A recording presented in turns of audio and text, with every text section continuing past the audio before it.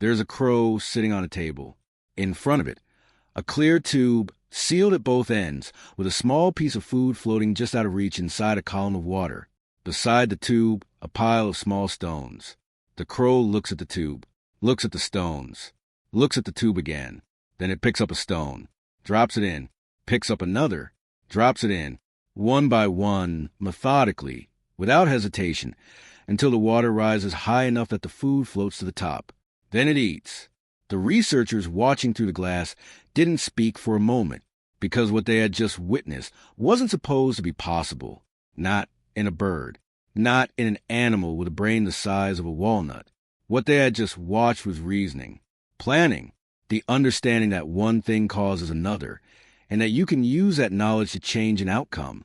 The crow hadn't been taught this. No one showed it what to do. It looked at the problem, understood it, and solved it. And then it went back to being a crow, ruffling its feathers, watching the window, completely unbothered by the fact that it had just done something that most animals on Earth, including many primates, cannot. This is the story of crows, and it is stranger and richer and more unsettling than you are probably expecting. Let's go back to the beginning. Not the beginning of this experiment. The beginning of crows. Crows have been on this earth for roughly 17 million years. To put that in perspective, our own genus, the line that eventually became human beings, is only about 2.5 million years old. Crows were already ancient when our ancestors first stood upright on the African savanna. They watched the ice ages come and go. They watched civilizations rise. They are still here, watching still, perched on telephone wires and rooftops and fence posts, looking down at us with those flat, dark, unsettling eyes. They are found on every continent except Antarctica. They live in rainforests and deserts and Arctic tundras and the middle of cities. They eat almost anything. They adapt to almost everything. In the long, brutal competition of life on Earth, crows have not merely survived. They have thrived in places and conditions that defeat almost every other creature. And somewhere in that long history of adapting and surviving, something happened to their minds. The brain of a crow is, by any objective measure, remarkable, not because of its size. It is, as mentioned, roughly the size of a walnut. But size turns out to be a misleading measure of intelligence. What matters more is the density of neurons and how they're connected, and what the animal does with them. Crows belong to a family called corvids, which includes ravens, jays, jackdaws, and magpies. And the corvid brain, in the regions responsible for decision-making and problem-solving, is packed with neurons in a way that is no real equivalent among other birds. In certain key areas, the density rivals that of great apes. When a crow encounters a problem it has never seen before, something happens in its brain that we recognize immediately when we see it in ourselves. It pauses. It looks. You can almost see it thinking, turning the problem over, testing possibilities, discarding what won't work. And then, often, it does something that solves it. This is an instinct. Instinct is fast and fixed and doesn't require a pause. This is something slower and more flexible. Something that looks, from the outside, remarkably like thought. But intelligence in crows is not just about puzzles on a laboratory table. It shows up in the wild in ways that are far more surprising. There's a crow, documented and filmed and verified, that lives in a city in Japan. Every morning, it waits at a crosswalk.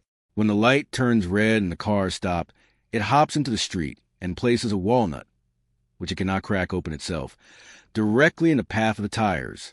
Then it hops back to the curb and waits. The light turns green. The cars roll forward. The walnut cracks. The light turns red again. The crow walks back out, picks up the pieces, and eats. It is not the only crow doing this. Others in the same city learned it too, not by being taught, but by watching. And they didn't just copy blindly. They refined it.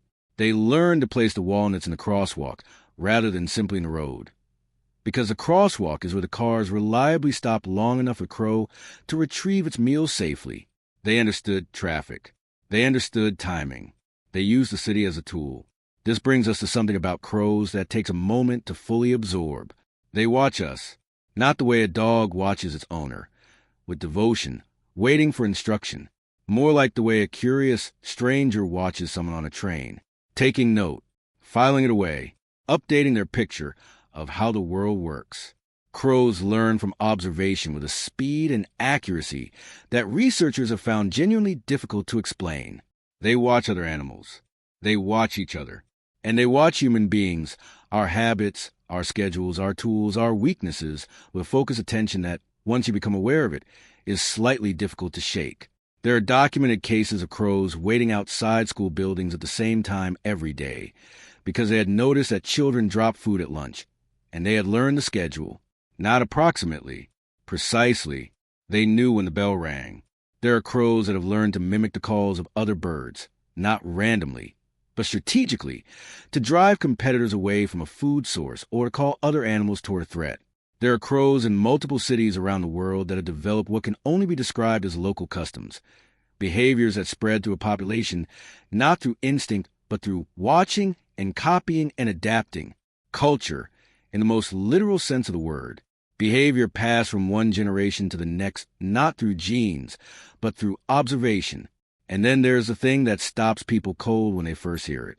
Crows remember faces, not vaguely, not approximately, with a precision and a persistence that has been tested rigorously many times in many ways and always produces the same result. If a crow has a bad experience with a particular human being, if it is trapped or chased or threatened, it will remember that person's face for years, possibly for the rest of its life. It will scold them when it sees them again. It will follow them at a distance, calling to other crows. It will alert the birds around it. And those other crows, who were never present for the original encounter, who have never seen this human before, will also begin to scold. The memory and the warning is passed on.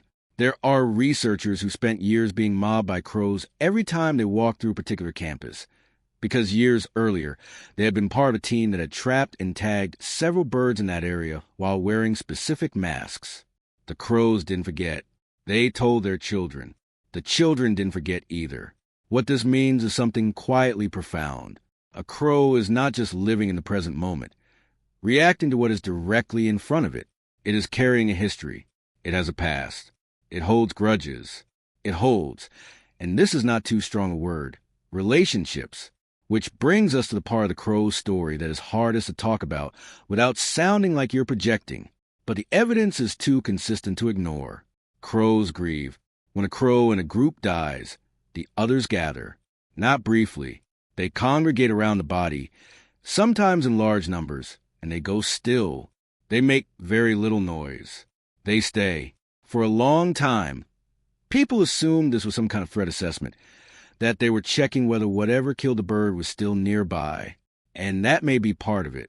But it doesn't fully explain the behavior, because crows have been observed doing this in situations where there is clearly no danger, where the death was from illness or old age, where there is nothing to fear. They still gather. They still go quiet. They still stay. Whether that constitutes mourning in any sense we would recognize, no one can say with certainty. The interior life of a crow is, in the end, not available to us. But the behavior, the choice to stop, to gather, to be present, is not nothing. It means something happened that required a response. And the response they chose was to be together. There is one more thing about crows that deserves to be said. They give gifts. There's a girl in Seattle. Her name is Gabby, who began feeding the crows in her neighborhood when she was 4 years old. She would drop food for them from the school bus window. Over time, the crows began leaving things for her in return. Small things, unusual things, a button, a piece of blue sea glass, a small silver bead, a corroded metal fitting that turned out, when her mother cleaned it, to be engraved. Over years, she collected dozens of these objects. The crows didn't leave them for anyone else in the family, only for her, the child who had fed them first. This behavior has been documented elsewhere.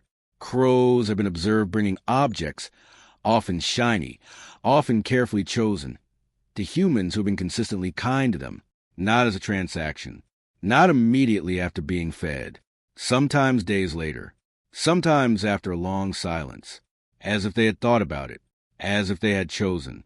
And so we return to the crow at the beginning, sitting at the table, looking at the tube, looking at the stones, what it did that day, dropping stones into water to raise the level and reach the food, is a behavior that requires something philosophers call causal reasoning. The understanding that action A will produce effect B, the ability to hold a mental model of the world and run it forward in time. It is the foundation of nearly everything we consider uniquely human. Planning, invention, strategy, the ability to see what is not yet there and work toward it. The crow did it quietly, without ceremony, without any apparent awareness of how significant the researchers thought it was. It solved the problem. It ate. It moved on. There is something in that, something worth sitting with. We have spent a very long time believing that the qualities we value most in ourselves are ours alone. Reason, memory, grief, gratitude, the ability to recognize a face and hold a feeling about it for years. And then a crow drops a stone into a tube of water and looks up at you with those dark, calm eyes. And you realize you may have had neighbors far more interesting than you knew. They were always there, on the telephone wire, on the roof, at the edge of the parking lot, watching you cross the street with the same quiet attention you never thought to return. They remembered you, even if you forgot them. Maybe it's time to look back. If this story made you see the world a little differently, that's exactly what this channel is for. We find things hiding in plain sight, and we look at them until they give something up. If that's the kind of thing you want more of, subscribe. It costs nothing, and it means we can keep making these. And before you go, tell us in the comments, have you ever had an encounter with a crow or any bird that felt like it was actually paying attention to you? We read every single one. And something tells us the stories down there are going to be worth it.